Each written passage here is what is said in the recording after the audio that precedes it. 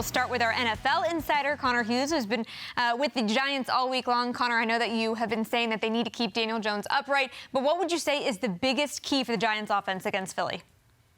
That's it. They need to keep him upright. They need to protect him. I mean, if you look at Daniel Jones throughout his career, when he is sacked 4 or more times, he is 4-14-1 as a starting quarterback. That's just not good enough. And when you look at what this Eagles pass rush is capable of, they are capable of not just bringing Jones down 4 times, but 5, 6, 7, 8, 9 times. I mean, they had 70 sacks as a team to break the Eagles team single season record. So if they let guys like Sweat get going, Brandon Graham, Fletcher Cox, Hassan Reddick, and Hargrave, and just the cornucopia of players that they really have up front that can get after the quarterback, if they let all of those players feast, the Giants really do not have a chance on Saturday. So they need to keep Daniel Jones upright. And if they can do that, I like their chances. If they can't, I do not.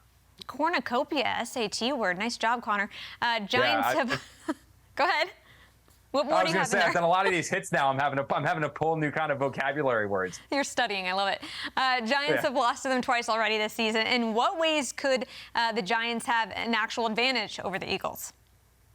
Well, I think they're coming in loose. Honestly, I think that's probably the biggest thing, is that the Eagles have all the pressure in the world on them. You know, they are the #1 seed. They are the team with Super Bowl aspirations. They're the team that's supposed to be here, but not only just here, but in the NFC title game next week and then the Super Bowl 2 weeks after that. The New York Giants are not a team that's supposed to be here. I mean, they're a team that a lot of people predicted would win 3, 4, 5 games, myself included. So the fact that they not only got to the playoffs, that was an accomplishment. The fact that they won a playoff game to get to the second round, that is almost an unbelievable accomplishment. So they're going into Philadelphia. And I know they don't like using the word house money, but that's really what they're playing with, is that house money. Now, when you have a team that is carefree, when you have a team that is loose, when you have a team that's basically playing on borrowed time, if you will, that's a team that tends to be dangerous. That's a team that tends to be deadly. And if you get the Eagles pressing the issue and forcing the issue and being nervous or concerned about, we can't lose to the Giants, when the Giants are coming in there basically saying, hey, whatever happens, happens,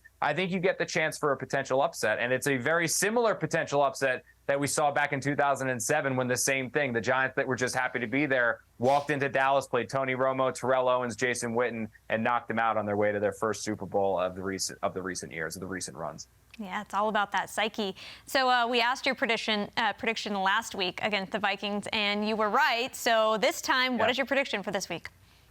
Yeah, I'm glad I'm going to be in Philadelphia for this one and not in New York, where Giant fans can wreak havoc on me, because this is one where I don't see the Giants winning this game. I think it's going to be close. I do genuinely believe that. I think you're going to see a little bit of rust from the Eagles. I mean, this is a team that hasn't really played a truly meaningful game in a month or so. You know, they got off to that red-hot start to begin the year, and they kind of coasted almost to end the season the final month. So I think you're going to see a little rust. I think it's going to take a quarter and a half for the Eagles to turn it on and really let that talent do the talking and hit their stride and find their sea legs.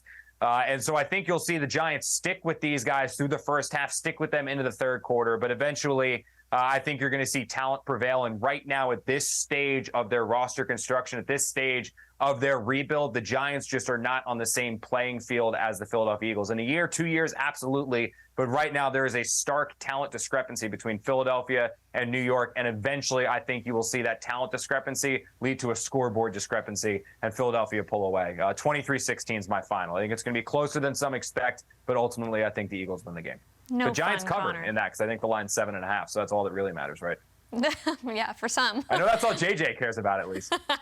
True. All right, Connor, thank you so much. We'll see you back Saturday night for the post-game reaction.